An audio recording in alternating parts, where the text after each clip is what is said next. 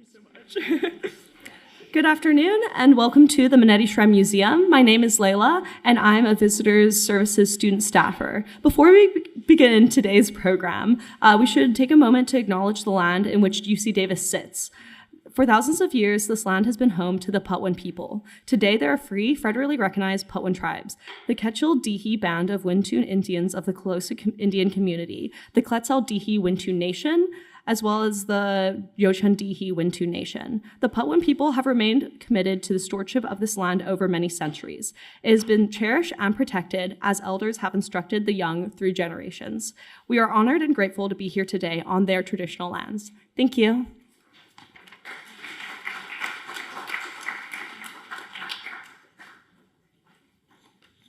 All right, welcome everybody. I'm Catherine Burnett. I am the chair of the Department of Art History, a co-chair of the Department of Art and Art History here at UC Davis. I'm thrilled to welcome you all here this afternoon. I want to acknowledge the peoples whose land we are sharing and who let us share with them. And we want to also thank the Manetti Shrem Museum and staff for hosting the event and sharing their space with us as well. So we have a very fun activity for the afternoon. We get to celebrate some wonderful students. You folks, if you're a parent, raise your hand. Let's see you. Oh, in fact, stand up, parents, grandparents, families, stand up. Stand up, stand up and be recognized. Come on, families. These students didn't get here without your help, and we really appreciate it. And if you ever start to go, is my student smart enough? Let me tell you, yeah, they are. Getting into UC Davis is not easy. It's gotten harder and harder and harder over the years. We are very selective, and then we are very proud to be able to work with these amazing students who are eager, happy, engaged, just a thrill to work with. We couldn't ask for better students. We really couldn't. And I mean that from the bottom of my heart. As I mentioned, what else do I have to say? Some of this is extemporaneous, and then of course I'm a writer, so I have to write things down. And I also discovered when I started writing that I'm an essayist, which means that I write long discursive texts. For the life of me, I can't seem to write something short, so bear with me. I mean well.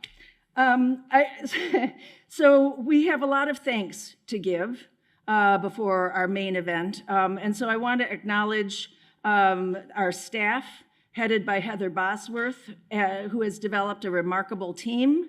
They're each knowledgeable and excellent at their jobs, proactive, helpful, dedicated, and caring, and I mean this. They really care about our students, and they help us faculty. And so I want to recognize the Heather Bosworth and Callie Sullivan, and then our advisors, Rochelle Agundes, Vincent Chung, Ariel Collitz, Heryoung Vansik Chung. Are they here? Where are you? Stand up here, Rachel, Rochelle.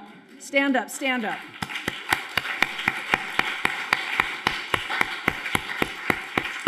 Somebody else is hiding, I can tell. Vincent, please, come on, Vincent. We rely on these staff, and by we, I mean the collective community we, us faculty and our students. You know, they solve all the problems and unsnare all the fiascos. We just feel so lucky to be working with these wonderful people. Similarly, we are also very lucky to be working with our VRL staff. It used to be VRF, so I might say that again, but we really mean the VRL, Visual Resources Library staff. These people, Leah and Lisa, stand up. I know you're here. Come on. They represent the nerve center of our program and the place where all of us go to take a deep breath, exhale, maybe complain a little bit about something, I wouldn't know. While also being supported, Leah and Lisa create PDFs for our courses and our students. They help us with image acquisition for our publications and just give us good advice on just about any other topic you can come up with. They're just like that. So we're grateful. Now, I want to also point out our faculty, who are, again, we have an amazing group of faculty. I love to be able to say we were reviewed within the last couple of years for our grad program, and we were told, we didn't come up with this, that our graduate program is one of the most progressive in the nation. And I know, isn't that cool? I love saying that, and I love being able to say how wonderful our faculty are. They are dedicated, they love teaching, they're engaged with the students, they really work hard, and it matters to them that what they say resonates with the students, and then we get back this amazing response from our wonderful students. So I want our faculty to stand and be recognized. Michael Yonan, grad advisor. Don't sit down, stay standing, stay standing. I'm gonna embarrass you as much as I can. Hagnar Wattenpaw, undergrad advisor. Talene Grigor. Alexander Sofroniev, John Lopez, Diana Strasdis. These are the people who have given hours and hours of dedicated service directing these honors theses for our undergrads, MA theses for our grad students. I know exactly what's involved in all of this. You may sit down now. But our students, you families probably have heard, I did all the research and then I wrote it, and then they're making me revise and revise and revise and revise and revise and revise and revise and revise until we go, yeah, that's really good. Why don't you publish this? It's that good. Our students have really done astounding work. I'm not sure if they're here, but having said that, I also want to recognize our visiting instructors who are also our alums, Lindsay Reardon and Hunter Kiley. Are you here? But stand up. Yeah.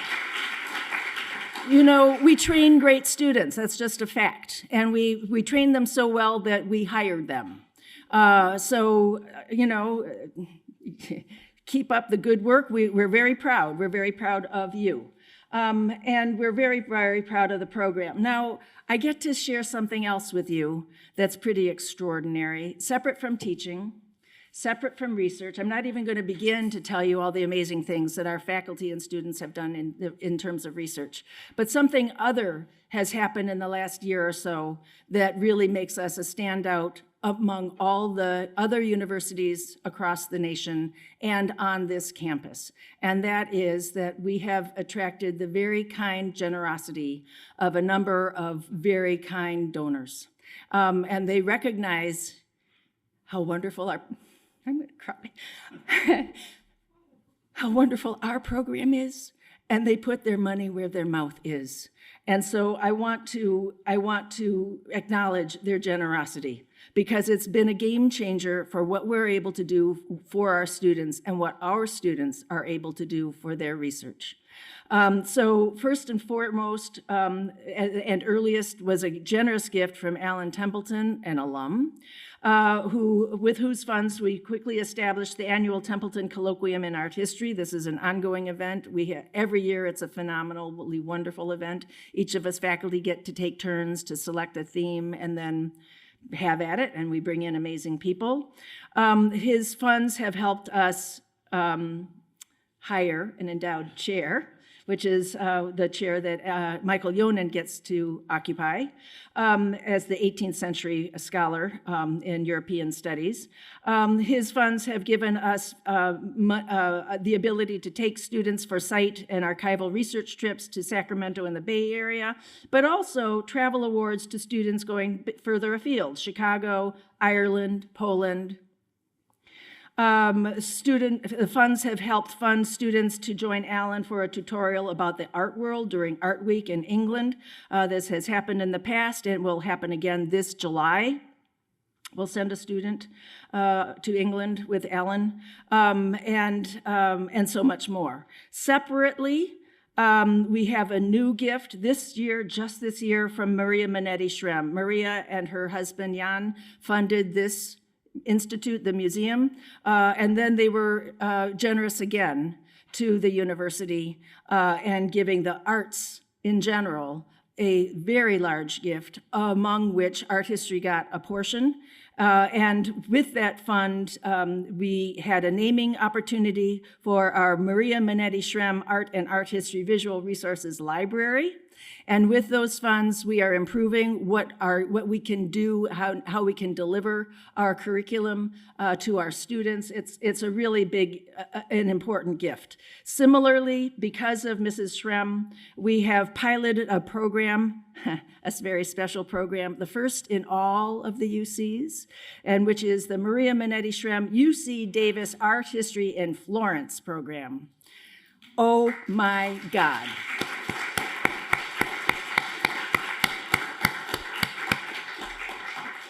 Harvard has a program like that.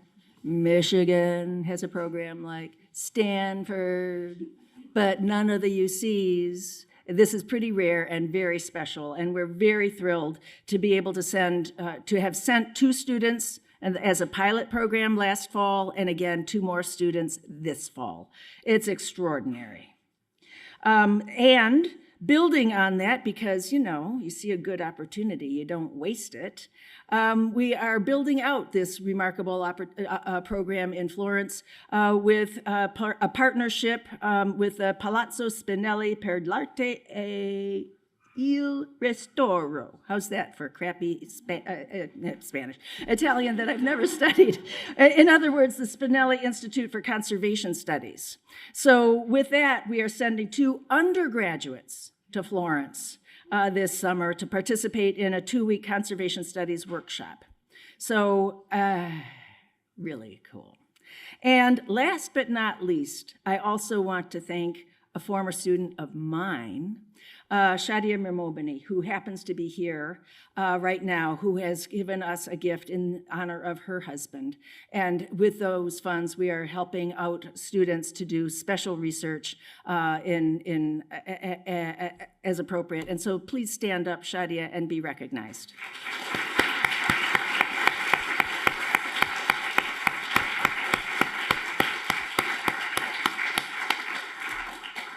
That was fun to say. So with all these amazing gifts, it makes it possible for us to grow, to be a stronger and stronger program, to recruit great students to our program, and possibly even recruit more faculty for FTE, who knows, and grow and grow and grow. We're in a wonderful position right now, and I just couldn't be more pleased. So with that, one more announcement before I turn the floor over, because I told you, we are really proud of a number of our students, recent graduates, graduating now, and recent grads who are off to PhD programs. Among them, we have Cayetana Klinghoffer from UC San Diego. If you're here, stand up. Aha! Don't sit down. Rouchen Chin, please, Rouchen, who is going to University of Hong Kong. Lawrence Stahlman, who is going to UC Santa Barbara. And Maggie Kalouris Harp, who is off for Washington University, St. Louis. Those are for PhDs. And now, we also are proud to announce that we have a number of undergraduate students who are getting ready to leave us, sadly, but happily for them, for MA programs elsewhere. We have Erica Castillo, if you're here, stand up, for UC Riverside. We have Geneva Donahoe going to University of Oregon. We have Rebecca Gillespie off for Columbia University. Oh, all right. Yeah. And we have Mickey Sanchez off for NYU. Where are you, Mickey? Don't hide. Oh, there you are. All right, thank you. We wish you every success. And with that, I think we should get on with the show because that's what you came for. And with that, then, I will introduce Michael Yonan, who is our graduate advisor for our grad program. Michael. Thank you so much. Thank you, Professor Burnett. You did such a beautiful job of thanking all of the relevant people that I won't try to echo that and thank all of those people a second time, except to say that it takes a village, right? This is the sort of thing that requires community. It requires people to think together in order to, make the education we want to give our students a reality. And we are lucky, very, very lucky to have such an excellent team of faculty, staff, and students who all kind of contribute to the shared culture that we have here, which, having been at other institutions, I can tell you is really quite special. We achieve big things here, and we manage to do it without too much fuss. I mean, maybe a little bit of fuss, but like less fuss than you would expect. Let's put it that way. I do want to thank one person, however, that was part of the previous thank you statement, because that person is really important for the graduate students, and that is Rochelle Agundis, who I know is here somewhere, way in the back. So Rochelle is the grad, so I am the grad advisor. I'm also a professor. Rochelle is the grad coordinator, I believe is her title. And that doesn't really characterize nicely how important she is to the running of the graduate program here. I think it is safe to say that without her and without her ability to see many moving parts and how they all connect together, we wouldn't get through the academic year, and we certainly wouldn't have the kind of festivity that we're going to have today. So I really want to make sure that she feels thanked. So there you go. Yeah, there you go. I want to say a little bit about this moment and what this means for us. If you are the family of any of the speakers today or any of the art history students in our program, you may have wondered, well, what are these people doing in art, art history? What are they doing exactly? They're spending a lot of time looking at art. They're spending a lot of time visiting museums. They're spending an immense amount of time reading books, probably more than they ever thought. I'm getting knowledgeable yeses from the front row. And they're spending a lot of time thinking and a lot of time writing. And that process is largely invisible to the broader world. You sort of don't know that people are doing that. And so the labor part of what we do as art historians is sometimes not really easy to see. You don't see a lot of it, right? But I'm here to tell you that it takes an enormous amount of focus and effort and care and thought in order to be able to do what the 6 students you're going to hear from in a moment were able to achieve in the 2 years that they were here. It is a big job. It's not a job that anyone can do, right?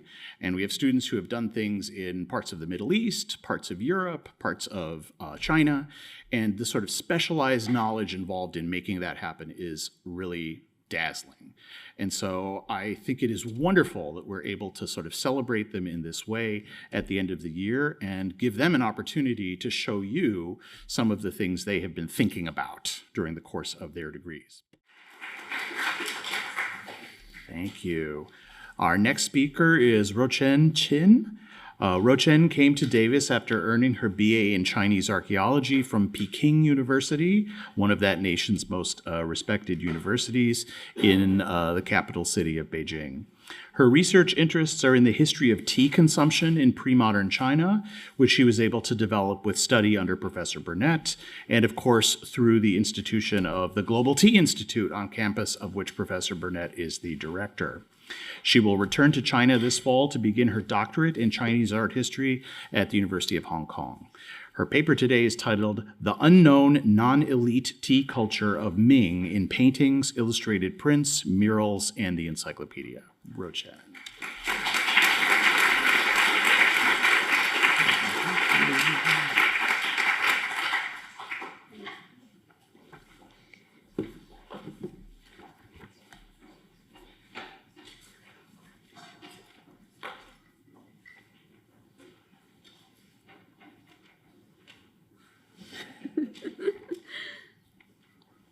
Okay, thank you for the opportunity for me to present here. Before I start, I would like to thank my thesis committee, Dr. Catherine Burnett, Dr. Michael Yunan, and Dr. Yuming He for their guidance and support. When speaking of Chinese tea culture, most people think of pure tea without added ingredients, enjoyed by many elites. However, if we turn to the encyclopedia for daily use, the genre popular among non-elites, a very different picture emerges. I focus on the essential household guide and visual representations from the Ming Dynasty depicting non-elite tea preparation and consumption to find out about non-elite tea practices. I illustrate how non-elites adapted and transformed the elite tea culture to build their own tea culture, and from this, how tea could serve as a vehicle for cultural competition and identity construction among different social strata. Compared to tea books written by elites, tea recipes in the Encyclopedia of Daily Use represent an alternative and non-elite tradition. The Essential Household Guide I research is an encyclopedia for daily use compiled in the Ming Dynasty and become popular in the Ming Dynasty. It served as a practical guide for households. Just as one word of its full name, complete compendium of essential household affairs implies, the Essential Household Guide focuses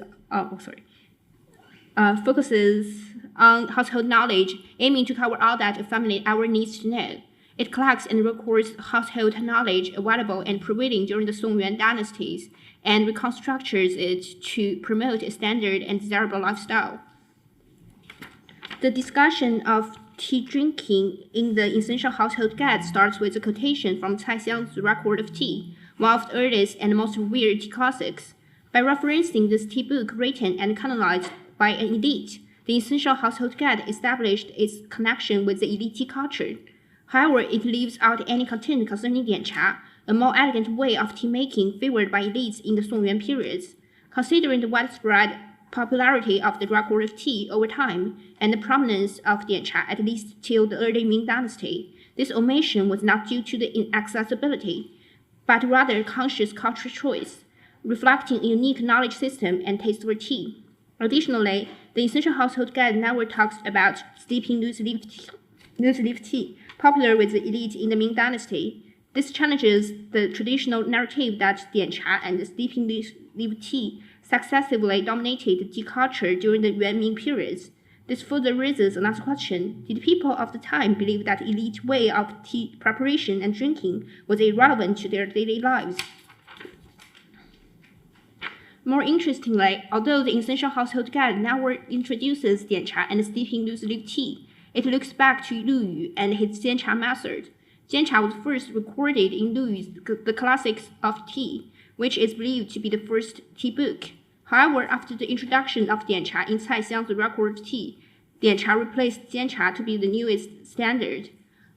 Although the Essential Household Guide never explicitly mentions Lu Yu by name, it pays homage to the sage by referencing the tea preparation method he approved.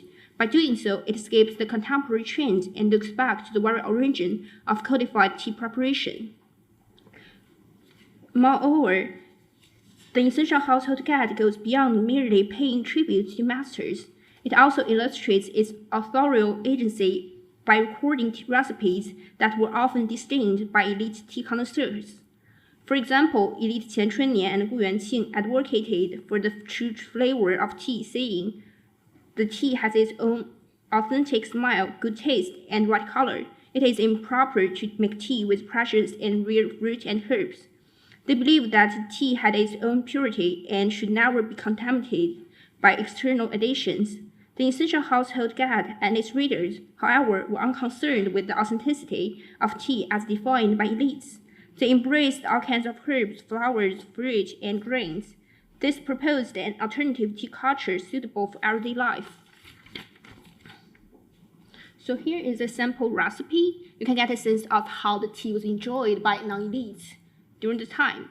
Conversely, non-elites and the elite pursue distinct narratives in shaping their tea cultures. Non-elites saw the elite tea culture as their valuable cultural resource, exploiting it to build their own culture. Moreover, they contributed their own wisdom and taste to the tea culture, actively reshaping and diversifying the tradition. Then let's talk about tea wares. We can see there are many overlaps by comparing the wares mentioned in the Essential Household Guide and the Elite Tea books. The overlaps in tea sets can be explained by the fact that the tea preparation process involves some basic steps: processing the tea leaves or cakes, bringing water to a slow boil, brewing the tea, and drinking it from specific vessels. Accordingly, the tea kettles, teapots, teacups, and cup holders were the most common teawares. Compared to the elite's great emphasis of the nuances of refined teawares, the non-elite seemed less particular about their teawares. They often focused more on the steps to prepare tea, rather than on naming specific types of wares or providing instructions on how to use them. Unlike the tea classics, the Encyclopedia for Daily Use really devote separate chapters to discussing tea wares. In fact, the tea wares the non-elite use to make tea are also frequently mentioned in the recipes for making soups and dishes, such as the brazier, pot, grinder, spoon, and jar. It is clear that these wares were common household wares that were usually used in the household affairs. By contrast, elite paid fastidious attention to the details of their tea wares. They observed the wares' shapes and colors and commented on their aesthetic value. For instance, in the Book of Tea, Rouchen explained how the teacup's color would interact with the tea's color.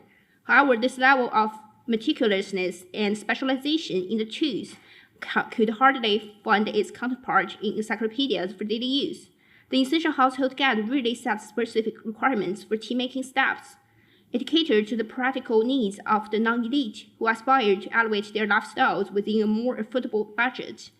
The tea recipes in the Essential Household Guide never asked for utensils beyond the everyday items commonly held in average households. The tea recipes of non-elites in the Essential Household Guide, however, were no less complicated and delicate than elite tea practices like diancha and steeping loose leaf tea. The tea recipes in the Essential Household Guide require careful processing. These effortful recipes provide a possible elevated tea preparation and taste for its readers, showing that elegant lives are not exclusive to elites. They manifest the resourcefulness and cultural creativity of non-elites and their wisdom to skillfully balance practicality with sophistication. The tombs also offer us valuable insights into the tea wares used by non-elites. The tombs at Huoshaoshan in Deqing, Zhejiang yielded a single cylinder kettle, and the tomb at 498 Xiexiu Road in Shanghai contained 2 white porcelain cups. These funds, though minimal, indicate the basic side of tea wares used by non-elites and suggest a consistent presence of tea drinking as not only part of daily life but also the afterlife. Additionally, the number 4 tomb at Yejiadang in Jiangyin, Jiangsu presents 2 jantuo and a tea kettle. These wares are also accompanied by a candlestick, dingware with leaves, and a place which mimic the layout of a ritual offering table. This shows that non-elites also engaged meaningfully with tea in their racial and eternal lives. The popularity of tea among the non-elite was not only recorded in encyclopedias for daily use, but also represented in paintings. One prominent motif in tea-themed paintings is the tea context and selling tea. This motif was popular from the Song Dynasty to the Ming Dynasty. One early example is Liu Songnian's the tea garden context. The man in the upper left lifts a kettle, pouring boiled water into a cup to brew tea. The other men surround him to enjoy the tea. The figures wear plainclothes outfits with no elaborate ornament, appearing to be non-elites. This kind of tea context is a popular motif for paintings, it could be traced back to the earlier works like the picture of Sally beverage attributed to Su Hanchen and anonymous the tea of beverage context of the Southern Song dynasty. During the Ming dynasty, it was further popularized through woodblock prints. The image retains the basic layout of the Song paintings, demonstrating the continuity of non-elite tea culture and the elite perception of it. While these paintings have long been seen as reflections of the early lives of non-elites, recent scholarship has proposed that they represent more of the elite imagination. We should notice that in the tea garden context, the depiction of a kettle closely resembles the one found in Liu Sonian's The Picture of Granting Tea, which narrates the elegant diancha enjoyed by the elite and the eminent monk. The two kettles align with the wares required for diancha, underscoring their elite association. Besides the presence of sui qi carried by peddlers in the picture of a tea context, further confirms its connection with elite material culture, as sui qi was favored by elites for its aesthetic value. They combined to suggest a blending of both elite and non-elite practices, demonstrating how non-elite tea culture might have been conceptualized through social and cultural boundaries. In addition to paintings, the tea preparation murals in the Songyuan periods offer a different insight into non-elite tea culture. Most tea preparation murals were found in the tombs of non-elites. Interestingly, both racial texts and tomb murals associate tea preparation with women, a gender often overlooked in the elite tea writing. The earliest known tea preparation mural appeared in Madame Tui's tomb of the late Tang Dynasty. Such images gained more popularity in the Songyuan period. Many of them emphasized women's roles. One example is the tea preparation mural of the Yuan Dynasty No. 2 tomb in Kangzhuang village, Shanxi. In the scene, two women, one holding a kettle and one whipping the tea with a tea whisk, collaborate to practice diancha. Scholars have already noticed this close connection between women and tea. Although for unknown reasons, the tea preparation murals went out of fashion during the Ming Dynasty, the practice of diancha continued to be included in Ming ritual books. The importance of diancha in these rituals was so significant that, as late as the Tianqi and Chongzhen era, the rites still maintained the requirement of diancha to uphold tradition, as evident in the family rites of Master Wen. Although diancha was seldom discussed in the recipes of encyclopedias for daily use, it still exerted considerable influence on people's daily lives. It was mentioned and taught in books of family rites. Therefore, diancha also contributed to the tea culture of the non-elite. However, its inclusion in a different genre suggests that it might have belonged to a distinct knowledge system, separate from the daily tea drinking recipes found in encyclopedias for daily use. This gendered layer of tea culture highlights the central role women played in a tea preparation in non-elite households, helping to counterbalance the gender blindness prevailing in academic discourse and adding a further dimension to our understanding of non-elite culture. The woodblock illustrations depicting farming further complicate our perception of the non-elite tea culture. These prints typically show only the simplest tea set, consisting of kettles and cups. Most tea recipes in encyclopedias for daily use are very complicated, requiring considerable time and effort. These recipes present an elevated daily tea recipe. In contrast, tea drinking during farming is more practical, primarily serving to relieve thirst and refresh oneself. Farmers might bring the already brewed tea to the fields or make simple tea on the spot. It illustrates another aspect of the tea culture of the non-elite. Interestingly, the tea house illustration produced in the plum in the garden walls also shows only the teapot and teacup when depicting the tea drinking scene. There is no doubt that teapots and teacups are the most essential and representative tools for tea preparation and drinking. The artists choose to use the simplest set to represent the culture that non-elites enjoy. Therefore, we see diverse visual representations of non-elite tea culture, and they do not always align with tea recipes and cultures recorded in encyclopedias for daily use. Like the essential household guide, the gap between the text and the image highlights the complexity of non-elite tea culture. This essay has shown that non-elite tea practices in China were not passive imitations of elite traditions, but complex and creative responses. By examining tea recipes in the essential household guide alongside visual materials such as paintings, murals, and illustrated prints, I have argued that non-elites actively construct cultural meaning and build their identities within everyday life. Through the investigation of non-elite tea culture, this research reveals non-elite's agency and cultural capacity. This perspective encourages us to recognize the historical value of the everyday and vernacular sources. It also invites us to reconsider how cultural value is formed, not solely from the top down, but through dynamic exchanges between different social strata. Valuing non-elite practices can not only expand our understanding of Chinese tea culture beyond the technical, but also promote a more inclusive and complex landscape of Chinese material and visual culture. Future research could further examine these intersections by comparing more examples of non-elite writings, visual materials, and surviving everyday objects across regions and time periods.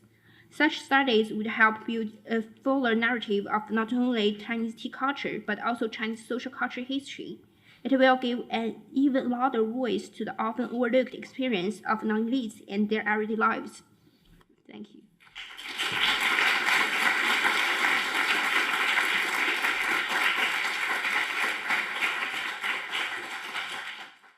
So our third speaker is Anya Thompson. So Anya didn't have to travel far to study here at UC Davis since she earned her undergraduate degree in art history at our neighbor institution next door, Sac State. Her research has been focused on early modern Baroque and Rococo art in Poland and Italy, which she undertook with me.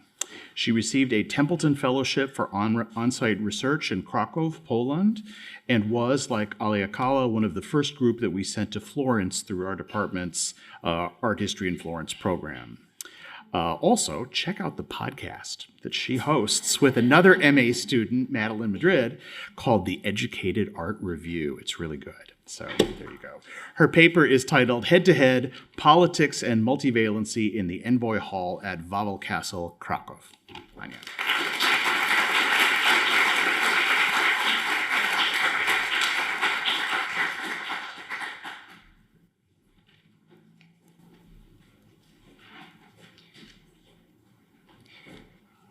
Can you hear me? Okay.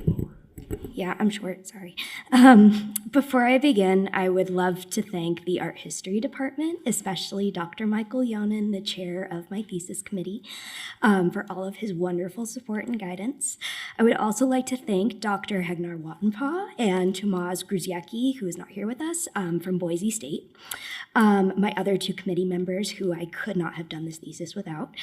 And lastly, I would like to thank Alan Templeton for his very generous funding so I could go to Krakow, Poland and conduct on-site research. Thank you. I am eternally grateful. Okay. Embedded in the recessed wooden coffers in the ceiling of the Envoys Hall in Wawel Castle hang sculptures of disembodied human heads. Continually drawing the shock and curiosity of those who stand beneath them, the Wawel heads are a polychrome program of ambiguity. No one head is alike the other. One head, head 14, depicts a woman wearing a wimple with the strip of fabric covering her mouth. Her neck is elongated, as if she is straining to speak past her imposed silence. Her head and neck are angled to the right, mimicking participation in a conversation we will never be privy to. Spectating on the world below from their timber perches, the Wawel heads are unique specimens, from the clothing they wear to the intense level of detail they are crafted with and the emotive expressions they convey.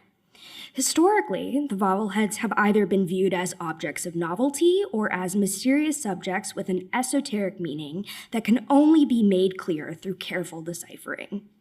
However, I see them more as a puzzle than a puzzle waiting to be solved. In this thesis, I argue that the Wawel heads had a fluid transformational function.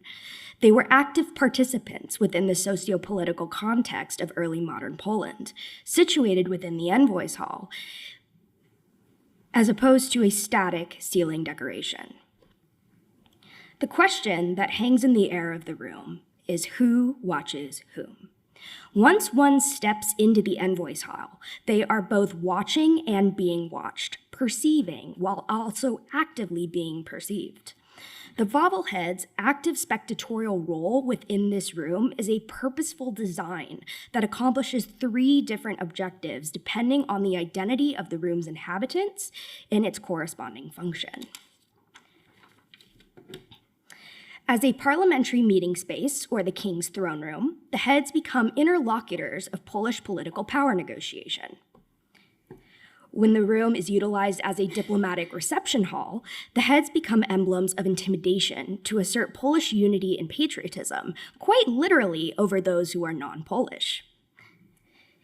And lastly, when the room is dormant and empty of its occupants, the heads don the role of protective talismans that keep watch over the microcosm. Scholars have been preoccupied with the why of the Wawel heads, attempting to unlock their secrets. But what we should be asking is how? How are the Wawel heads being used? Surprisingly, the question how has rarely been asked.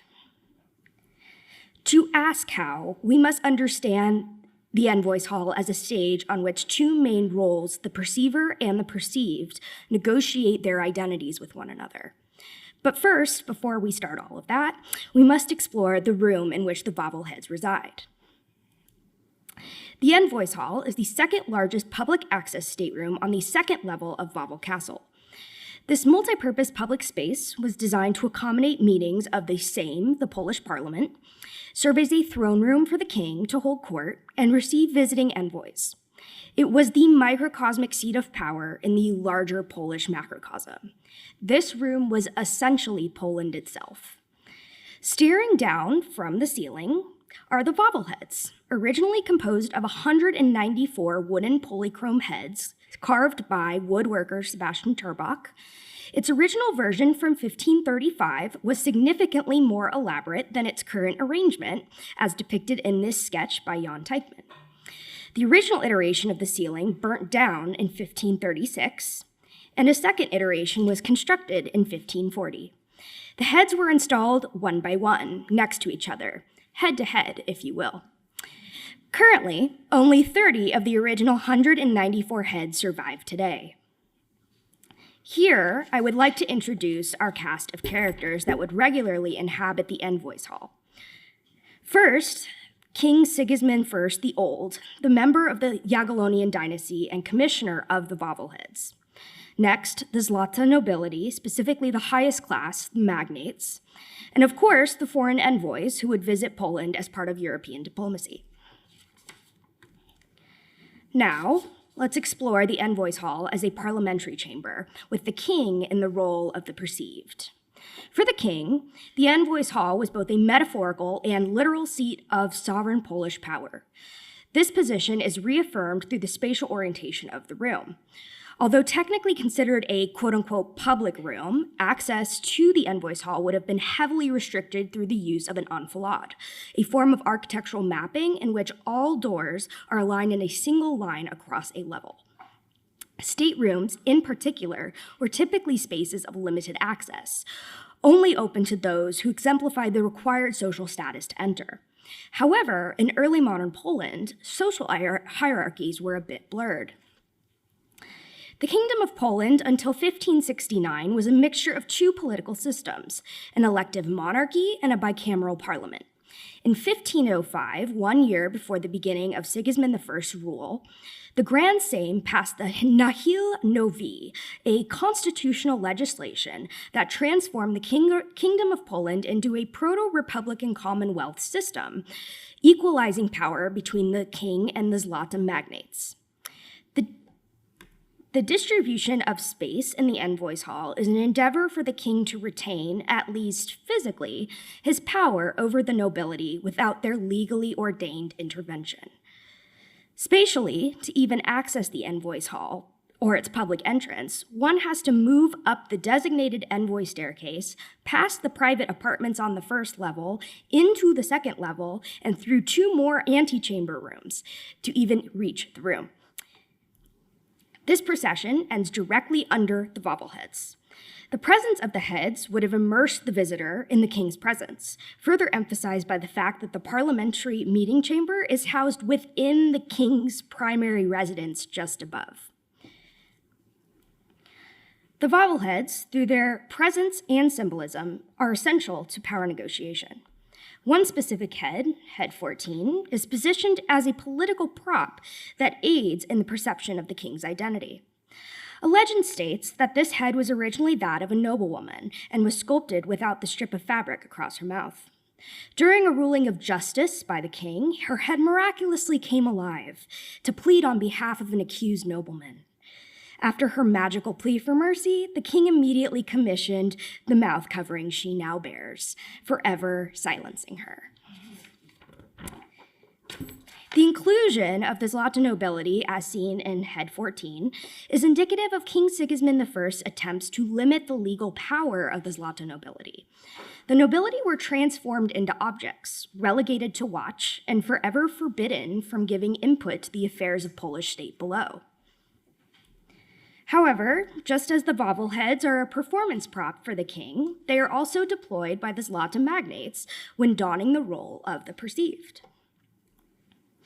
Noble identity is perceived by the sheer number of heads displayed, possibly symbolic of the sizable Zlata population during 16th century Poland.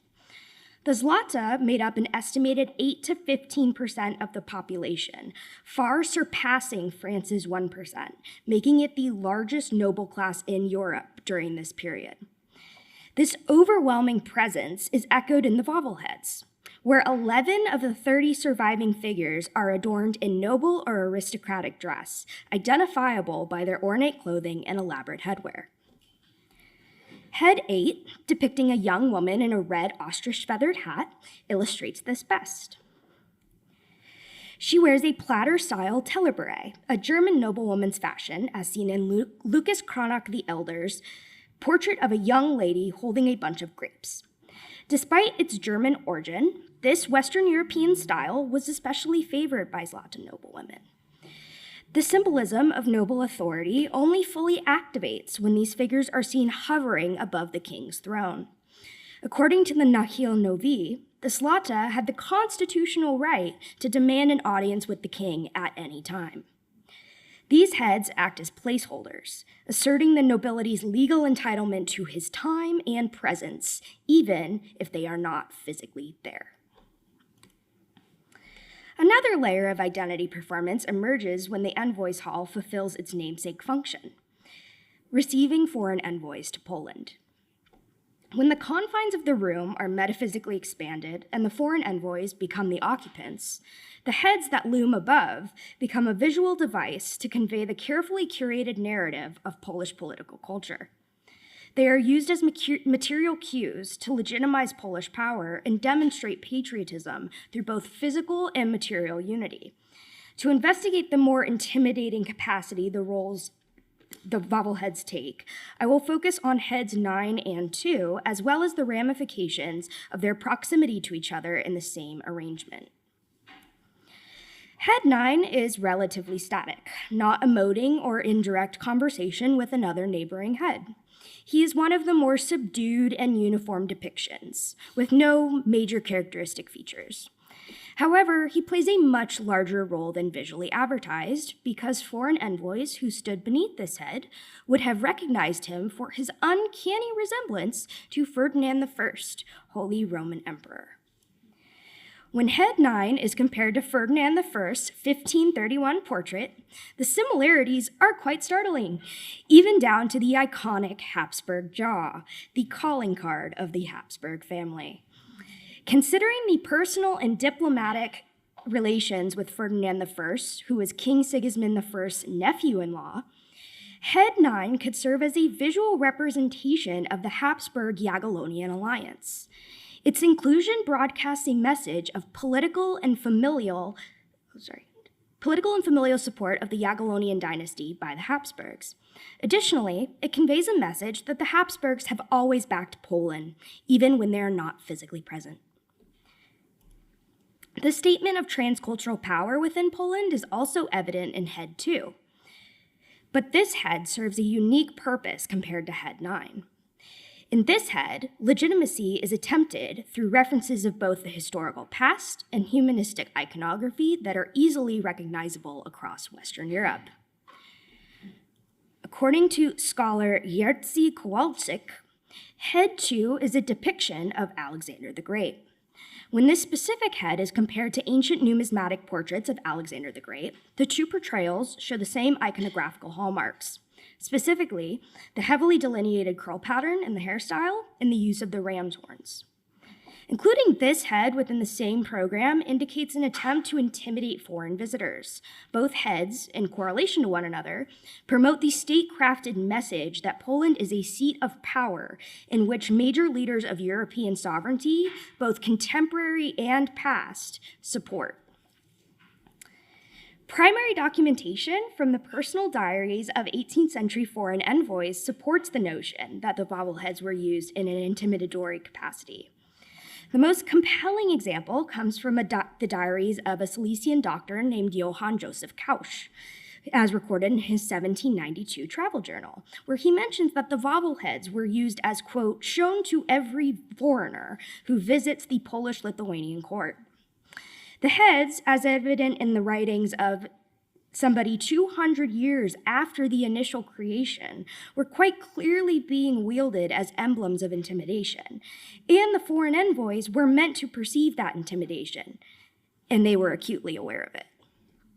The bobbleheads are not only physically imposing, but they are designed to also be symbolically imposing.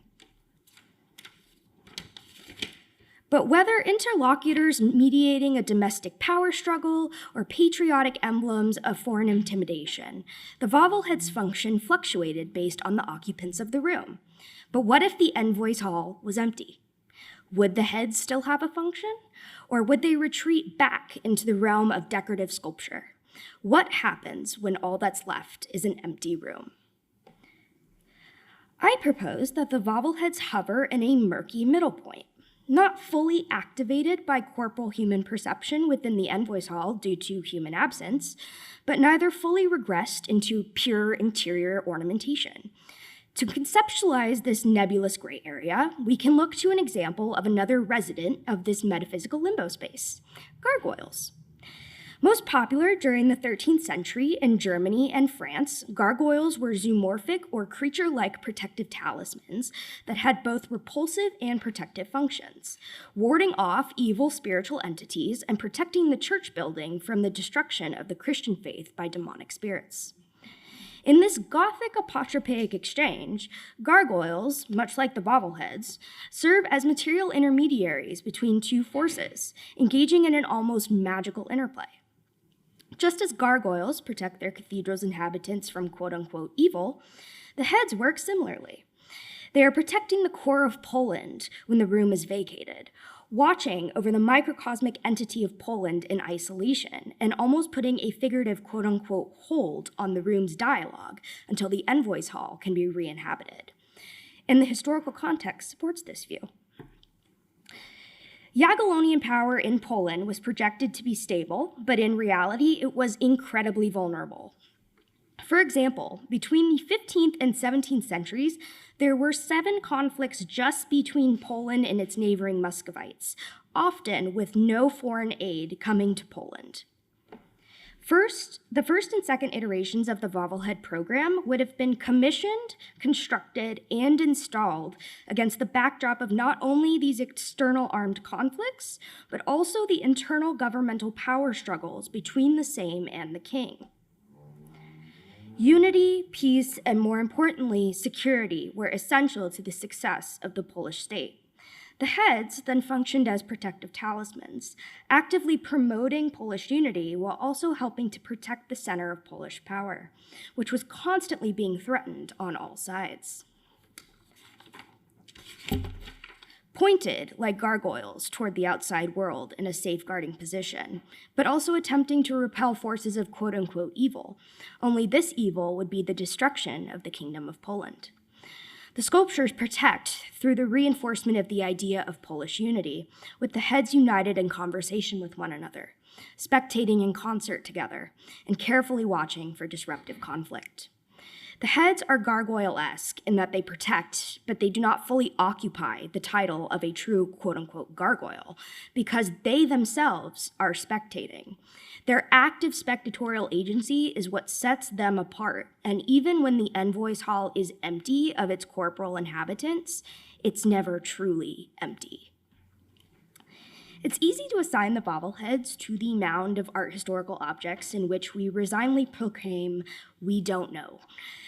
The imposing ceiling display seen today is only 1/7 of its original iteration. We know little about the creation of the bobbleheads except for the artist who made them and the monarch who commissioned them. We don't even really understand why they were commissioned in the first place. The bobbleheads are the perfect esoteric relic that academic scholarship has been scrambling to decipher for the last century, but has marked ultimately as being undecipherable. And they're right. We will likely never know what the arrangement means if we persist with scholarly approaches that focus on semantics. Although the bobbleheads' function shifted based on the designated uses of the envoys' hall, their quote-unquote meaning is a variable and constant flux. They are the visual elements of power, symbolically and literally being held over those present to perceive the heads. They are active agents of political authority and patriotic sentiment in Polish history. We will never know why, and ultimately, we don't need to. The question we should be asking is how.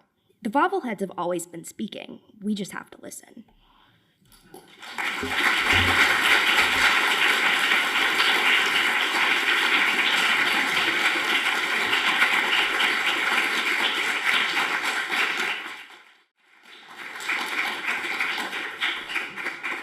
Okay, thank you. Our next speaker is Greg Brida. Greg is one of two students today who are UC Davis alums, although he earned his BA in a very different subject, namely economics, followed by an MBA, also from UC Davis. He then earned a BA in art history from Arizona State University before pursuing post-baccalaureate work here in our department. His research area is the art of early modern Italy, which he has studied with Professor Lopez. Greg also has a close relationship to the Crocker Art Museum in Sacramento, where he is a docent and supporter. His paper today is titled Vasari's Hypocrisy, Tintoretto Dismantles Art History's Florentine Biases. Greg.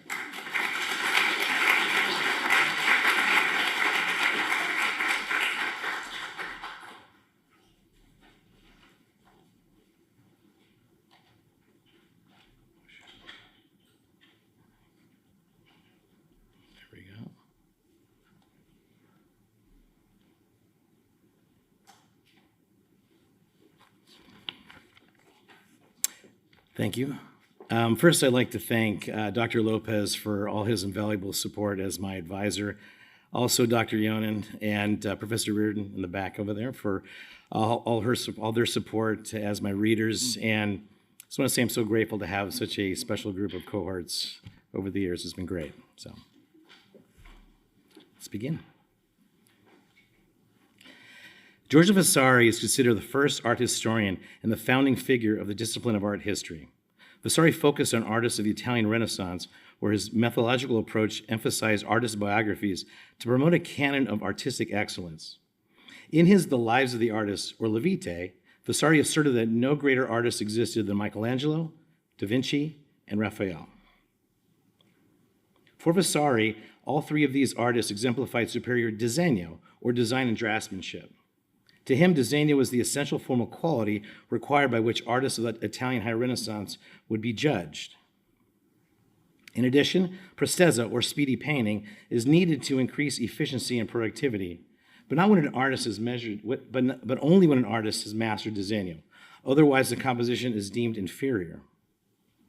Lastly, Vasari's concept of ingegno, or ingenuity, is the cerebral superiority of the artist's genius that was inherent at birth. An example of Vasari's disegno is evident in Raphael's portrait of Angelo Doni. Raphael's figure is composed of precise lines that differentiate each portion of the image. As a result, the clarity of line is apparent in the abruptness of the transition from the white shirt to black vest, the head and neck to the white collar, and the outline of the hat and hair to the blue sky and the horizon. Disegno creates an ideal portrait that harmonizes natural and human elements.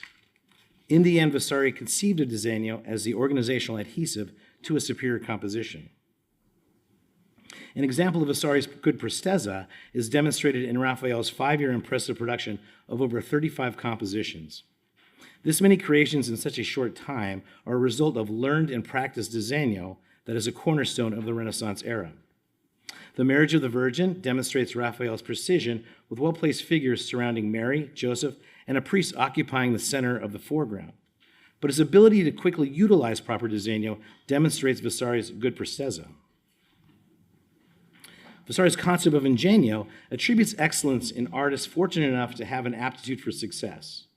As a result, Vasari determined an artist's ingegno was the mandatory first step to superior art.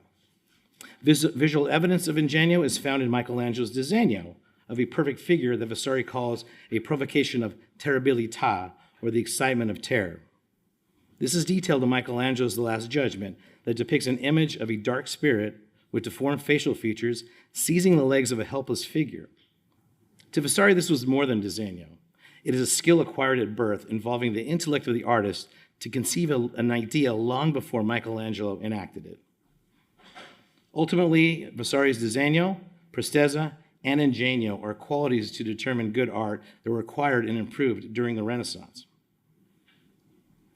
Vasari's condemnation of Venetian artist Jacopo Robusti, also known as Tintoretto, was fierce. His negative view of Tintoretto is based on the stylistic approach and techniques that he deemed unworthy of praise because they lacked disegno. To Vasari, Tintoretto's prestezza illustrates nature as imperfect.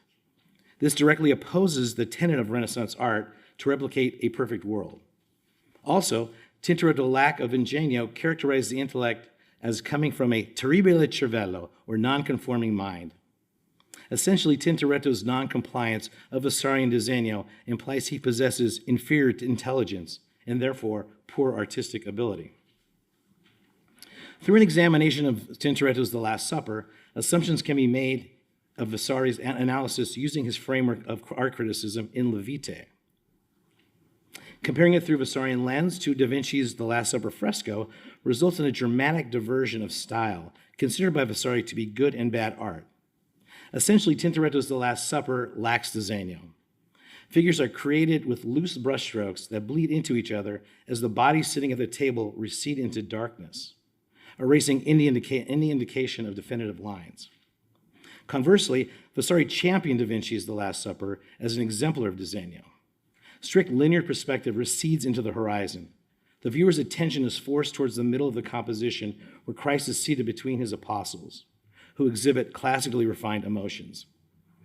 The hair, clothes, and body parts of the figures follow the rule of disegno with hard lines to delineate the colors of their garments and flesh. According to Vasari, Da Vinci's fresco could only be accomplished with a lack of bad prestezza and utilization of good disegno, unlike Tintoretto's version. Almost 100 years after Giorgio Vasari dismissed Tintoretto's work, the Venetian author Carlo Rodolfi wrote about the artist in La Meraviglia dell'Arte. Rodolfi's attacks on Vasari were swift, commenting that Tintoretto's use of prestezza was necessary because he provides the viewer with superior visualization. Further, Rodolfi stated that prestezza is requisite to achieve a higher level of art, insinuating that disegno, as Vasari defines it, is too rigid and finite. Rodolfi wrote that Tintoretto strove to paint beyond nature, not replicate or perfect it as Vasari deemed necessary. This effect requires prestezza. When re-examining Tintoretto's The Last Supper from Rodolfi's perspective, the lively brushstrokes emphasize the crude appearance of hair, faces, and baggy clothing worn by Christ and the apostles. Tintoretto's coloring and shading work in harmony to display the intensity and importance of the event without perfecting it. Vasari's strict concept of disegno is eliminated by the blending of complementary dark hues highlighted by tenebrism. Further, the sequence is portrayed naturally with people spread in asymmetrical positions as a get-together would transpire in real life. All the while, there exists hovering ghosts who deliver an ethereal dynamism across the canvas. As Vasari recognized, it was a technique that Tintoretto purposely employed to confront chaos directly. Later in the 17th century, the Venetian artist and art critic Marco Boschini advocated for the disruption of Renaissance painting in his La Carta del Navigar Pittoresco, or La Carta. Expounding further on Tintoretto's style, Boschini conceptualized the macchie, or stains, as an extension of the natural world. In La Carta, he recognized the strokes in Tintoretto's composition appeared as stains on canvas that disrupt the Vasarian ideal of disegno and demonstrate nature's unpredictability. Boschini appreciated these new forms because they offered tension and instability, arguing that only macchie can produce nature's beauty required to generate fine art. Macchie becomes the necessary component of a visual poetry to create a composition in a natural state. These moments of macchie are evident in Tintoretto's Finding the Body of St. Mark. The painting is a chaotic event that takes place in Alexandria, Egypt, where Venetians search for the body of St. Mark to return to Venice. The non-symmetrical angle puts the viewer in the scene amidst the bodies retrieved from the elevated crypts on the upper right corner of the image. Macchie are dominant on the bottom of the canvas as a half-shirtless man on his knees struggles to hold up another man from the waist. This bizarre juncture appears unfinished as the torsos of both men meld into one. The dark protrusions lack Vasarian disegno and appears to be an act of aggressive and random production of macchie. This work becomes an alternative view of the natural world, as the darkness of the moment becomes a window into the abnormal behavior of these figures. In addition to Prestezza and macchie, 20th century French philosopher Gilles Deleuze wrote on what he called the fold. Offering a unique understanding of Tintoretto's formal qualities, Deleuze's premise drew from the work of German philosopher and mathematician Gottfried Wilhelm von Leibniz and his concept of folding as a transformation and continuous change, acting as an energetic influence to curvilinear movement. The elasticity of bodies, shapes, and forms are both solid and liquid to provide variety and randomness. These folds are divided into infinitely smaller folds of endless twists and turns. Returning to Tintoretto's The Last Supper, further visual analysis demonstrates that the artist's use of folds moves beyond macchie and Prestezza. The upper left and right side of the canvas is covered with flowing mystical energy of anthropomorphic images toward the radiance of light from Christ's halo. They are fragile and travel in unison toward the white hot glow surrounding Christ's head. The light from the halo is a magnetic force that alters the symmetry of the composition, creating a vacuum towards the divine light source. In short, Tintoretto uses the use of folds in Christ's halo creates energy, movement, and elasticity that continue for perpetuity. Tintoretto's The Last Judgment fully embraces Prestezza, macchie, and folds. Located in the Chiesa della Madonna dell'Orto in Venice, Italy, Tintoretto's composition depicts the end of the world as described in Revelation. His painting offers a formal and critical alternative to Michelangelo's High Renaissance version of the same scene completed 19 years ago in the Sistine Chapel. Comparing Tintoretto's and Michelangelo's The Last Judgment displays the drastic differences in style that was admired and admonished by Vasari. Vasari wrote that Michelangelo's disegno showed, quote, every magnificent spirit is fearful and trembles, while he refers to Tintoretto's version as terribile, describing the scene as a painted joke. As a result, Vasari rebukes Tintoretto's apocalyptic nightmare in favor of Michelangelo's philosophical dream. Rodolphi counters Vasari by arguing that Tintoretto's use of Prestezza is superior to the measured exactness of Michelangelo's disegno.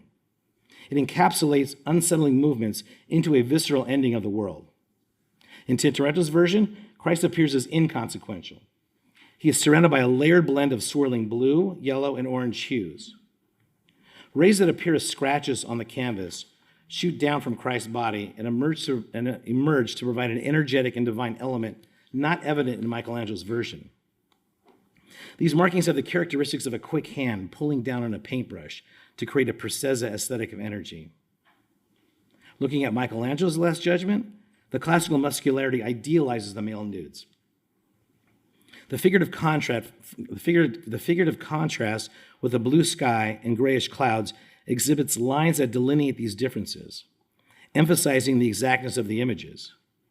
As a result, Michelangelo's use of disegno fully grounds the fresco in the style of the Florentine Renaissance. Alternatively, Tintoretto's aggressive brushstrokes, excess movement, and energy come from prestezza.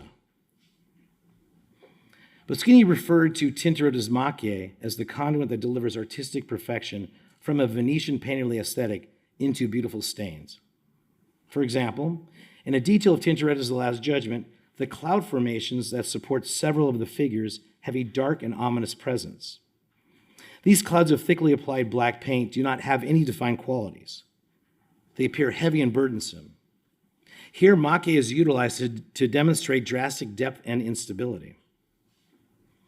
On the other hand, in Michelangelo's The Last Judgment, the gray and white clouds are ideal and provide strong support for each of the figures, as they balance themselves by straddling and standing in contrapposto.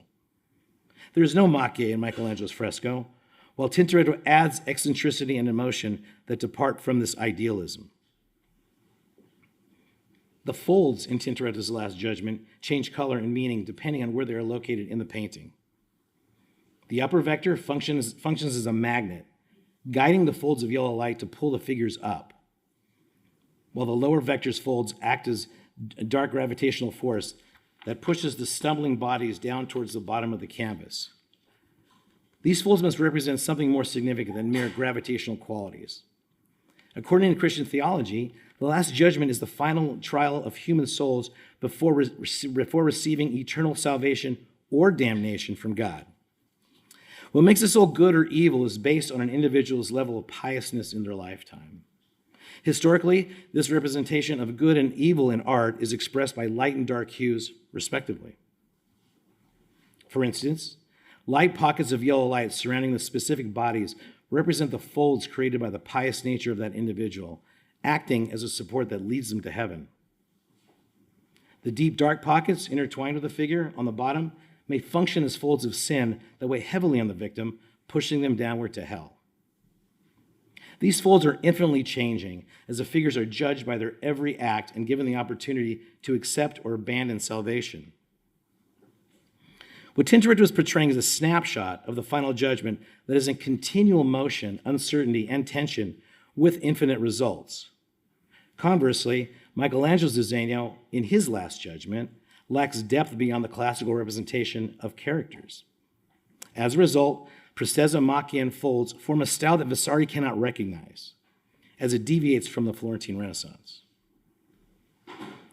The majority of Tintoretto's paintings were produced in the middle to late 16th century in a Mannerist style, which both emulates and distorts idealized Renaissance forms.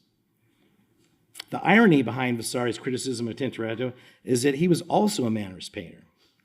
These stylistic similarities are evident when comparing Vasari's The Last Supper to Tintoretto's, painted only 1 year apart. The compositional and formal qualities are clear. Essentially, the main distinction between the two paintings that would concern Vasari is that his Last Supper was produced in Florence, while Tintoretto's was painted in Venice. Vasari's emphasis on artists with Florentine ties is a litmus test and distorts the discipline of art history as it places currency in the, quote, artist genius. Therefore, Florentine art became the definition for superior art. Due to this distinction, Tintoretto is regionalized as a Venetian artist, while the works of Michelangelo, Da Vinci, and Raphael are considered the titans of the Renaissance. Since Vasari's La Vite, art historians such as Jacob Burckhardt, Heinrich Wölfflin, and Erwin Panofsky have made references to the Florentine Renaissance in their scholarship. Although the fundamental differences between each of their writings can be debated, the one through line that cannot be ignored is their common appreciation of the Florentine Renaissance. Their work has added to its primacy. Whether we like it or not, the fruits and thorns of Vasari's labor is still foundational to how we categorize Renaissance artists and art.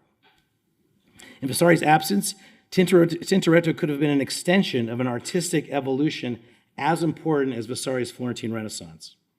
However, Tintoretto's true value lies in exposing the fallacy of Vasari's method and art history's biases towards the artists of the Florentine Renaissance. Grazie.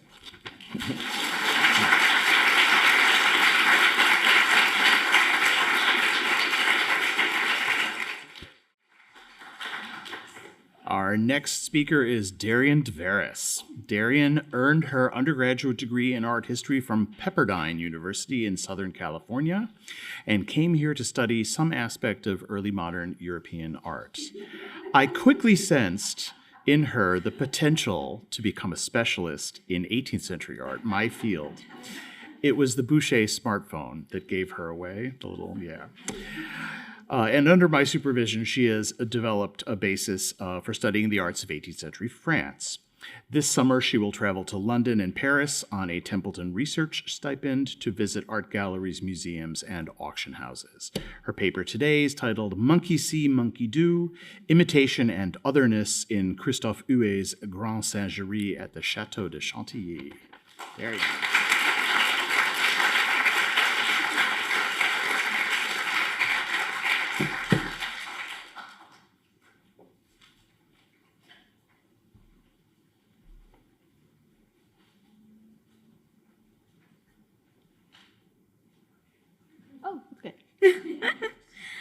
Before I begin, I would like to thank all the incredible members of my committee, my incredible chair, Dr. Michael Yonan. Thank you for converting me to the 18th century and the Rococo. My incredible second reader, Dr. James Housefield, and the amazing Dr. Tara Zanardi, who is not with us today, but she's fantastic. Thank you so much. Oh, also my wonderful cohort and all the amazing undergrads I've also had the pleasure of TAing. Thank you so much.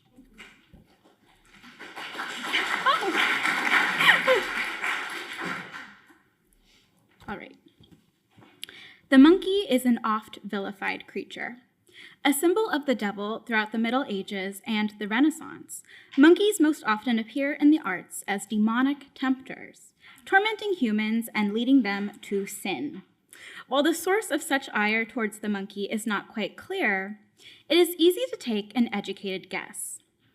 In behavior, as in physiognomy, monkeys are remarkably like us. More than any other animal, they are thus often the subject of human projection. Assigned all our worst traits, they remind us of our baser instincts.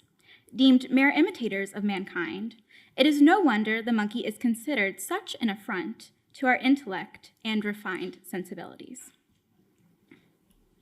However, the creature has also gone through periods of celebration and revival. Most notably, in 18th century France, monkeys were reimagined as lively, charming creatures and even became fashionable as exotic pets. In the arts, monkeys were refashioned as decorative motifs, adorning interiors, porcelain, prints, and various other media. However, the monkey still maintained some of its more negative connotations. Its demonic associations had not been entirely forgotten. 18th century artists also used monkeys to mock and to satirize elite society, particularly in an artistic genre known as singerie, French for monkey tricks or monkey business. In singeries, monkeys imitate human dress and behavior with humorous or critical intent. The Grand Singerie, commissioned by the Duc de Bourbon and painted by animal artist Christophe Huet, exemplifies this satirical tradition.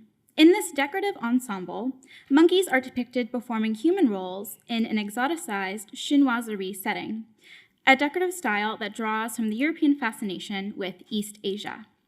Blending exotic motifs with theatricality and courtly artifice, the space collapses the distinctions between human and animal, elite and exotic, in a fantastic costume spectacle, a kind of ornamental masquerade. Here, monkeys appear as jesters, artists, scholars, and courtiers. Donning human guises and imitating elite pastimes, Huet presents them as theatrical performers enacting human roles. At the same time, the human figures that populate the space also play a sort of dress-up. wearing exotic costumes to take on the identity of the cultural other. Through this blend of illusion and satire, the Grand Sangerie encourages viewers to question what defines elite identity and to set aside the rules of courtly behavior.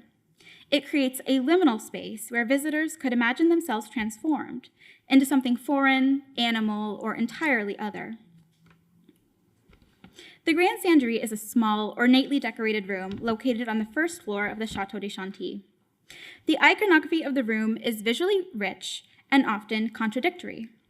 The 6 main wall panels depict allegories of the arts and sciences, the 5 senses, and the 4 parts of the world, while scenes of the hunt fill the ceiling. Featuring monkeys dressed in hunting attire, allegorical figures, and exotic chinoiserie motifs, the Grand Sangerie invites visitors into a space of performative fantasy and sensory immersion. The decoration draws on grotesquerie, a whimsical, irrational style, blending monkeys, humans, chinoiserie motifs, and ornamental chaos. Grotesquerie, known in French as grotesques or arabesques, is a style of ornament that traces back to ancient Roman grottos. These decorations often show humans and animals interacting freely, sometimes even merging with one another. In her book, Enlightened Animals, Sarah Cohen describes grotesques as liminal creaturely fantasies, comparable to performances that take place outside of established social order, like court masquerade balls. The term liminal refers to something that exists in a state of transition or transformation. It can also mean a crossing point between 2 different worlds. In both grotesque art and masquerades, humans and animals occupy this in-between space, where boundaries between species and social class are blurred and constantly shifting. Huey's monkeys also blur the line between human and animal.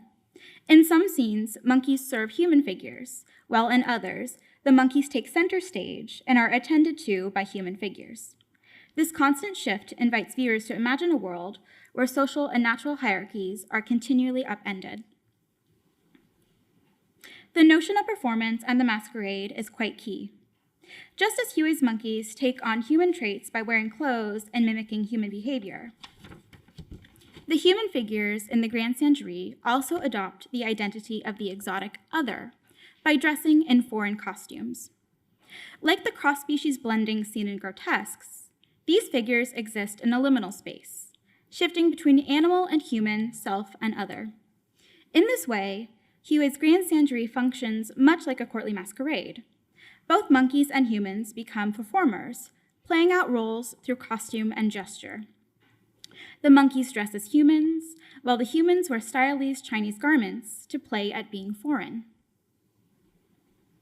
This sense of performance is emphasized by many of the figures' European features, which make their disguises all the more artificial. This is especially evident in the first large panel at the right. The central female figure is meant to symbolize the hunt, the Americas, and the sense of touch, suggested by the monkeys offering her a letter and performing a gesture known as the honor of the foot. However, despite these associations, the woman, dressed in a blue cloak and leopard pelt, bears no resemblance to an indigenous person from the Americas. With her pale skin, blonde hair, and distinctly European features, she appears more like a European woman in costume, playing the role of the other, rather than as a genuine representation of the Americas. The other allegorical figures also engage in a kind of visual dress-up. In the panel representing Europe, for example, the central female figure is also meant to stand in for the Laotian goddess Ki Mao Sao. Like the other main panels, she is positioned in the center, flanked by 2 monkey attendants who perfume her with incense. Though she wears oriental clothing and holds exotic objects, her fair skin and European features clearly mark her as a white woman in costume, rather than as an authentic representation of an Asian deity. This is perhaps most clearly seen in the panel representing North Africa and the sense of sight. Here, the Duc de Bourbon himself is depicted at the center, portrayed as an alchemist within a stylized laboratory. To evoke the theme of sight, he is shown examining a preserved specimen in a glass jar, while 2 monkey attendants engage in artistic tasks. One painting chinoiserie patterns, the other decorating porcelain, further contributing to the Grand Sangeries ornamental scheme. Although this figure is meant to symbolize North Africa, his costume tells a very different story.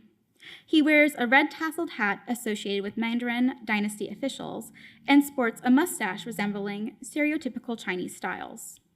The porcelain objects in the background further allude to Chinese material culture. Rather than presenting an accurate image of either an African or Chinese figure, the panel shows a French aristocrat in theatrical costume. The figure retains the Duke's fair skin and European features, and in doing so, the image collapses distinct cultural identities into a single, exoticized performance of the other. Thus, these panels, though intended to represent the 4 parts of the world, ultimately highlight the imitative and performative aspects of a masquerade.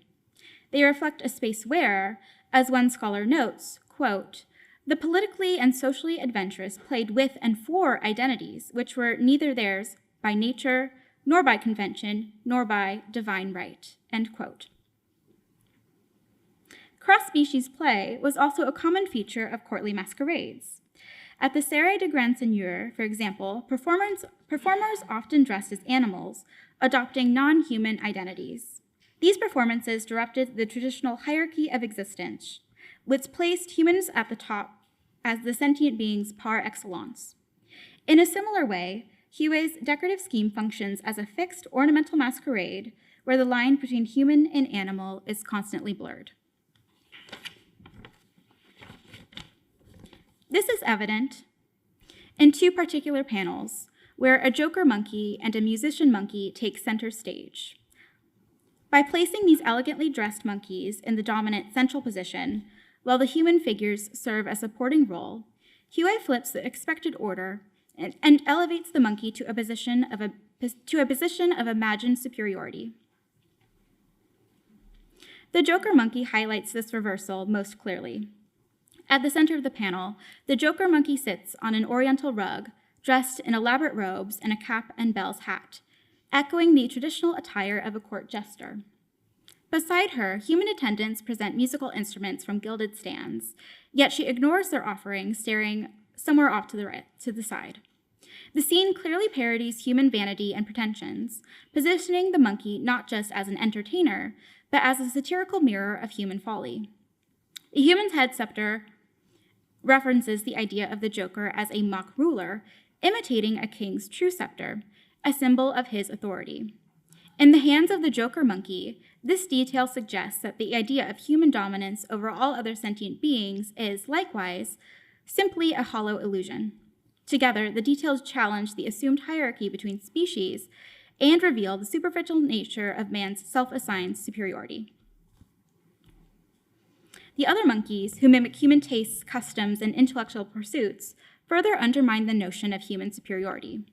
They are shown engaging in a wide range of activities typically associated with human intelligence and skill. One sculpts a block of marble, another walks a tightrope, while others study astronomy, painting, ceramics, the hunt, and various other arts. While these scenes may have amused viewers, they also carried a deeper meaning. Huey's work reflects contemporary Enlightenment debates about the status of animals, echoing the efforts of philosophers who sought to challenge the so-called hierarchy of existence and to shift attention away from the human as the central dominant figure. Although monkeys were enjoyed as exotic novelties and sources of courtly amusement in the 18th century, they were still widely viewed as crude and lacking refinement. Many elites found their antics entertaining, yet considered their behavior vulgar and inappropriate. Even when kept as pets, monkeys were often described as filthy and uncivilized. As a result, some members of the elite used the image of the monkey as a point of comparison. By contrasting themselves with these awkward creatures, they emphasized their own sophistication and self-control. This dynamic is clearly seen in Huey's Sangeries at the Château de Champs-sur-Marne and the Hotel de Rouchen, Strasbourg, where monkeys are shown engaging in unruly and inappropriate behavior. Their bold and uncivil actions stand in stark contrast to the refined conduct expected in these elite social settings. These scenes served as a visual reminder to aristocratic viewers of their elevated position within the hierarchy of sentient beings. Unlike the monkeys, humans were believed to possess the ability to refine and to discipline their bodies, suppressing base instincts in favor of intellect and decorum. By contrast, the monkeys of the Grand Sangerie behave with notable civility. Their polished manners stand in opposition to the unruly behavior often criticized by French social elites. Rather than acting out, they are shown engaging in thoughtful intellectual activities. Additionally, there is a strong sense of order and containment in the room's design. The monkeys and exotic Chinese figures remain confined within their decorative panels, never breaking free from their gilded frames or disrupting the careful visual harmony of Huet's overall scheme.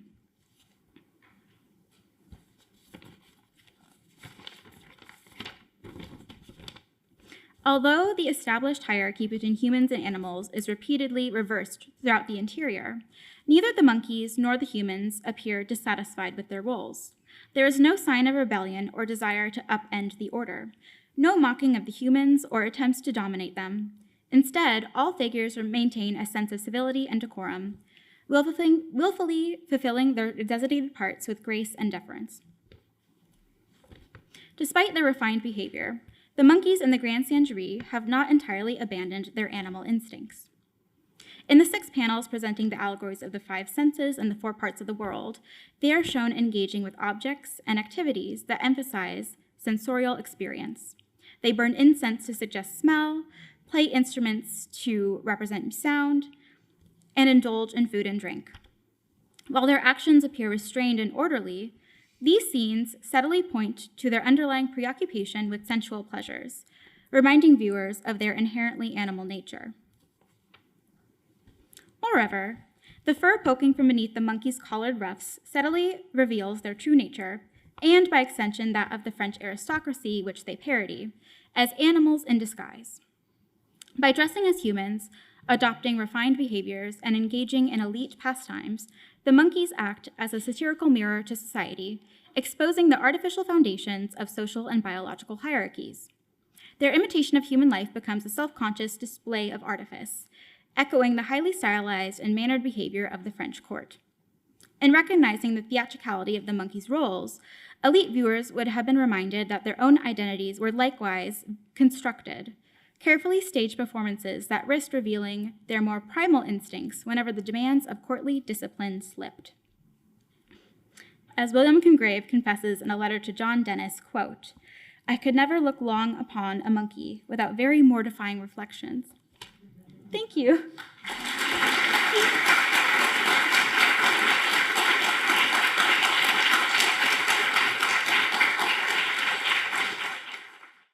And we come now to our final speaker, and I'm going to get a little emotional introducing her because our final speaker is Hattie Insco. She, like Greg before her, is a UC Davis alum. I've known her now for almost 4.5 years, something like that. She was part of the very first cohort I taught at in methods in this department in 2021. She was a precocious student then, and it's been absolutely wonderful to see grow through both our undergraduate degree and now our MA.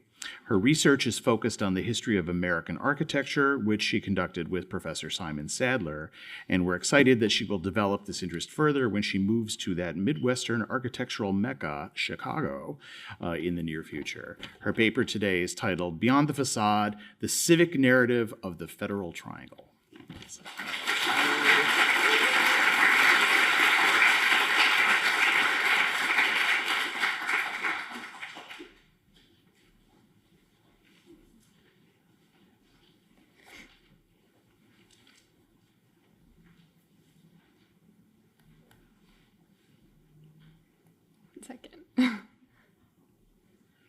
Okay, we're good.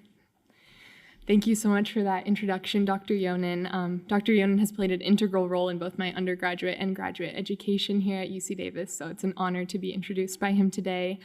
I would also like to express my sincere gratitude for my incredible thesis committee, my chair, Dr. Telling Gregor, and my committee members, Dr. Diana Strazdez and Dr. Simon Sadler. I appreciate your constant guidance and support through this project. The Federal Triangle started as one of the capital's mightiest, most splendid dreams of glory. But to most Washingtonians today, it's just 2 words on the destination sign of a district bus. Nestled along the northern edge of the National Mall in Washington, D.C., just between the White House, Capitol Building, and Washington Monument, a space bound by Pennsylvania Avenue, Constitution Avenue, and 15th Street forms a scalene triangle.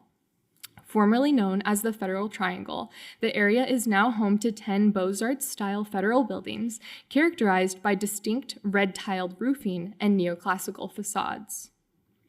The triangle, spanning roughly 70 acres or 23 city blocks, assumes a simultaneously imposing yet oddly inconsequential presence along the National Mall. Wayfinding signposts throughout the sector titled Make No Little Plans, Federal Triangle Heritage Trail proclaim a narrative of national importance and public relevance. Each signpost is prefaced with the following description. You are standing in the Federal Triangle, a group of buildings whose grandeur symbolizes the power and dignity of the United States. The Heritage Trail promotes a vision of governmental power and dignity allegedly upheld by the sector's ideological inspiration, architectural development, and above all, its grandiose form. Its title echoes a famous adage of Chicago architect Daniel Burnham that reads, "Make no little plans. They have no magic to stir men's blood. Make big plans." Though this quote was not stated in regards to this architectural project, the reference implies a link between the Federal Triangle and Burnham's broader call for visionary urban design, which was central to the City Beautiful movement of the 1890s, a movement that sought to inspire civic pride and engagement through urban transformation and architectural beauty. Despite these signposts and implications of greatness, the grounds of the Triangle present visitors with a paradox. A sprawling limestone landscape at the heart of the national capital, the Triangle feels ambiguous, isolated, and disconnected from public life. This sector of the city was once envisioned as a living, breathing public space. Over time, however, it has transformed into an austere and monumental landscape, a space of federal authority rather than civic vitality. The project's transformation reflects an agenda that eventually prioritized aesthetic imposition and federal purposes over civic life and public use. This triangular sector thus stands as a spectral temple to the aesthetics of the City Beautiful movement, the accompanying promise for civic improvement unfulfilled in its final form. This presentation traces the transformation of the Triangle, drawing on its layered histories, Daniel Burnham's visionary ideals, and the eventual subversion of civic ambitions by bureaucratic forces. The Triangle exemplifies how public space can become an instrument of aestheticized federal authority, a civic promise replaced by monumental spectacle. Before the City Beautiful movement reached Washington, D.C., before the layered planning histories and the rise of neoclassical facades, the grounds beneath the Federal Triangle held a complex history, one that has been effaced in its contemporary landscape. The site's origins date to Pierre L'Enfant's 1791 plan for Washington, D.C., which sought to convey legitimacy through European-inspired urban design. Yet this ideal plan was built on a foundation of dispossession and enslavement. The land that would become the Federal Triangle was a part of a 600-acre slave plantation, cleared and shaped through enslaved labor, a fact largely absent from the site's contemporary narrative. As the city evolved, Pennsylvania Avenue, bordering the northern edge of the Triangle, became a contested stage where civic spectacle and human exploitation coexisted. Presidential parades processed along the avenue as slave auctions took place at the adjacent Center Market.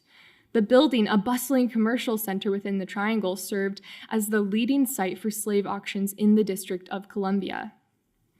A canal system along the south side of the triangle devolved into an open sewer by the mid-19th century, contributing to environmental degradation and public health crises. By the beginning of the Civil War, the triangular sector had acquired a notorious reputation. Known as Murder Bay, the area was home to an impoverished and marginalized population, its built environment shaped by vice economies and state neglect. During the Civil War, General Hooker's designation of the area for regulated prostitution entrenched its stigma further and created the double entendre of Hooker's Division. At the end of the 19th century, amidst growing national concerns regarding urban disorder and civic decline, the City Beautiful movement emerged as a bold effort to reshape and revive the American city. Central to this movement was the belief that architecture and urban planning could foster moral uplift, social harmony, and a renewed sense of civic pride. Daniel Burnham, a lead architect of Chicago's 1893 World's Fair, became the movement's guiding figure. Burnham believed that thoughtful, comprehensive planning, rather than isolated monumental projects, was essential to realizing this vision in permanent urban spaces. In his 1902 essay, White City and Capital City, Burnham identified Washington, D.C. as the ultimate stage for city beautiful ideals. His vision called for a capital city where architecture and landscape design would elevate the civic consciousness of all citizens, not merely celebrate government power.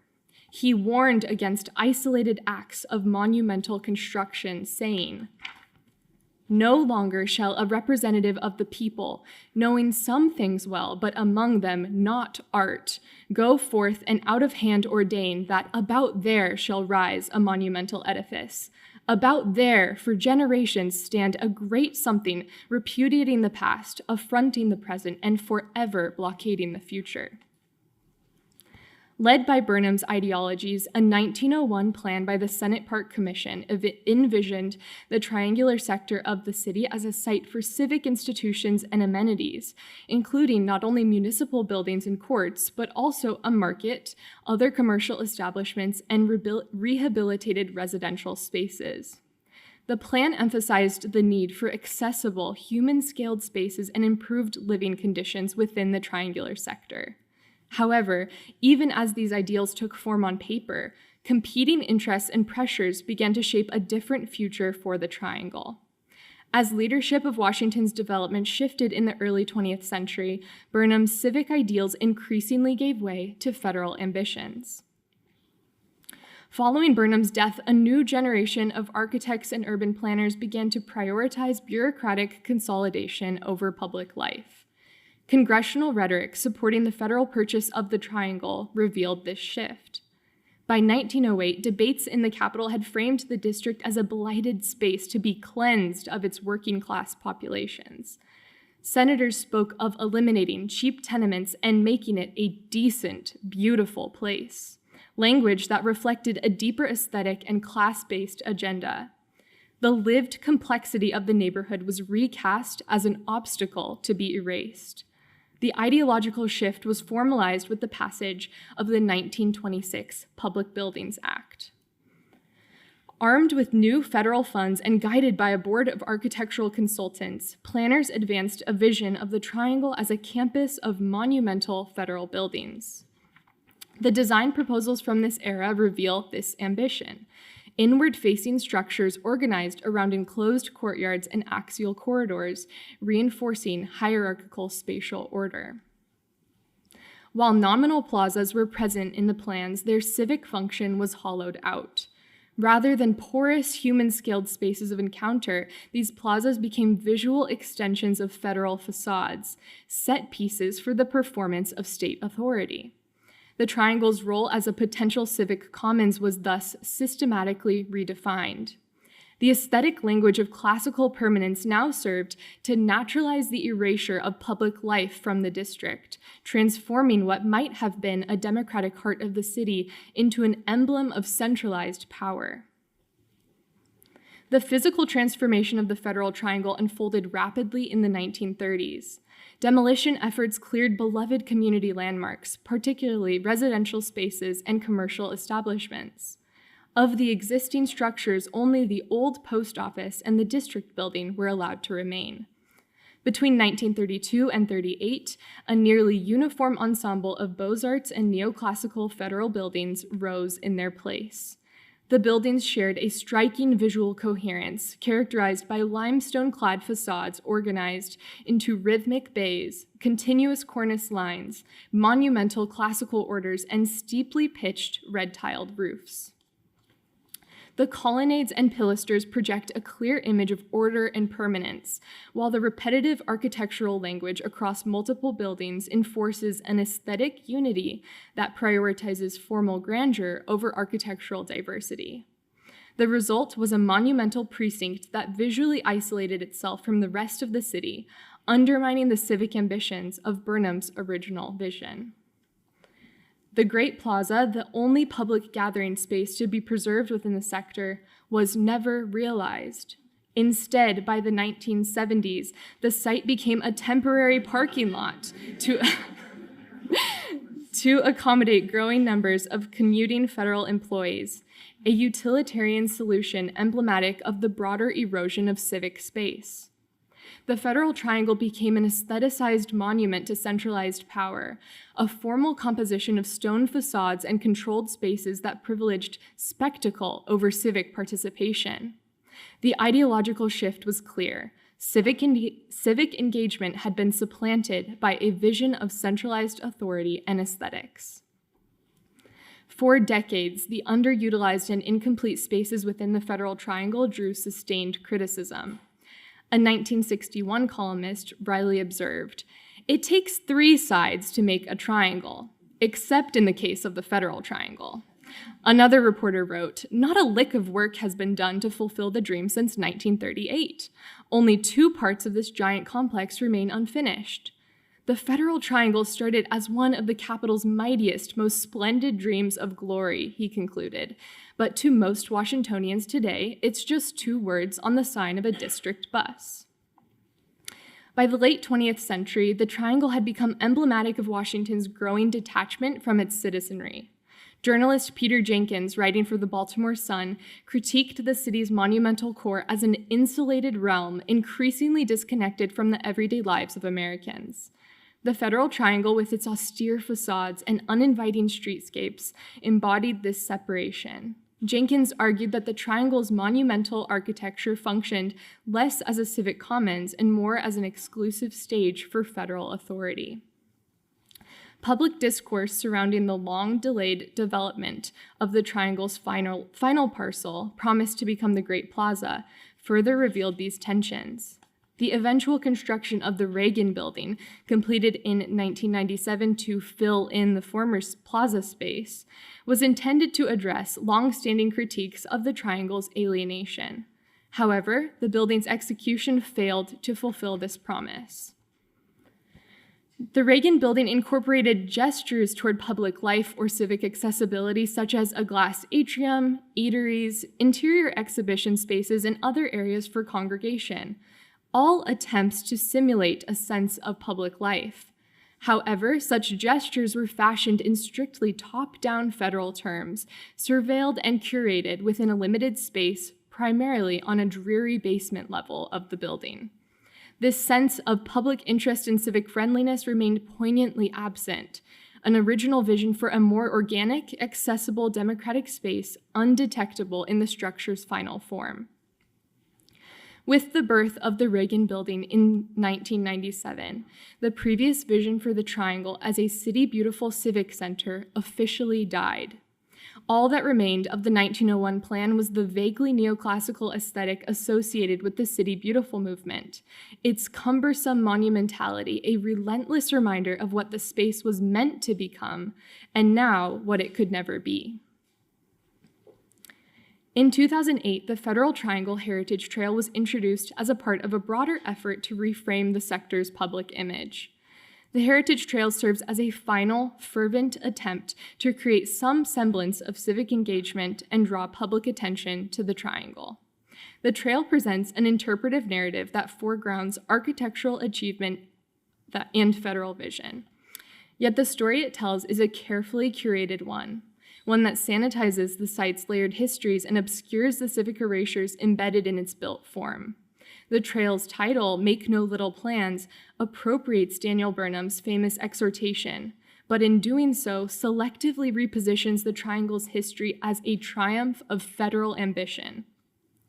The narrative omits site occupancies and histories, obfuscates the original intent behind the redevelopment of the sector, and presents the contemporary form as a successful culmination of Burnham's intentions to make no little plans. The persistent reference to Burnham's quote does not reveal a fulfilled vision or accurate attribution for the final architectural forms, but rather a retroactive effort to ascribe unity and inspiration to an already fragmented historical narrative. Signage directs visitors' attention to the grandeur of facades, the stylistic coherence of the campus, and the symbolism of its federal institutions. Yet the trail offers little acknowledgement of what was lost: the vibrant, marginalized urban life that once occupied these blocks, the contested nature of the planning process, the ideological drift from civic space to state spectacle. The Heritage Trails narrative performs a discursive alignment of the triangle with the aestheticized values it now embodies: permanence and authority. By omitting some of the site's more troubling pasts and unrealized civic ambitions, the trail reinforces the triangle's function as a landscape of federal exhibition rather than civic memory. The Federal Triangle's architecture and its narrative framing operate in tandem, each supporting the other in constructing a public history that privileges institutional authority over democratic openness, honesty, and complexity. The Triangle's transformation from a contested, layered urban district into a visually unified federal campus reveals how public space can be systematically reframed to serve institutional power. Burnham's vision of an integrated civic center, a space where architecture might foster democratic engagement, has been replaced by a landscape that prioritizes visual bureaucratic spectacle. In this context, Burnham's own warning feels prophetic. The triangle has become a great something repudiating the past, affronting the present, and forever blockading the future. The evolution of the triangle is instructive, a reminder that public space is never neutral. Architectural form and urban planning are political acts capable of shaping how histories are remembered, how authority is performed, and how publics are included or excluded. In an era where debates over public space, national architecture, memory, and civic inclusion are increasingly urgent, the triangle's history remains relevant. It prompts us to ask, are top-down ideas of beauty prioritized over civic accessibility and representation? Whose histories are preserved and whose are effaced? What kinds of publics are invited into our monumental spaces? And what forms of civic life do we imagine our architecture should support? To critically engage with spaces like the Federal Triangle is to confront these questions openly, to resist the allure of aesthetic permanence, and to advocate for public spaces that honor complexity, foster engagement, and remain accountable to the democratic ideals they are meant to serve. The challenge lies in recognizing the layered histories beneath monumental facades, and in designing future spaces where the ideals of civic participation, transparency, and accessibility are not sacrificed to spectacle. Thank you.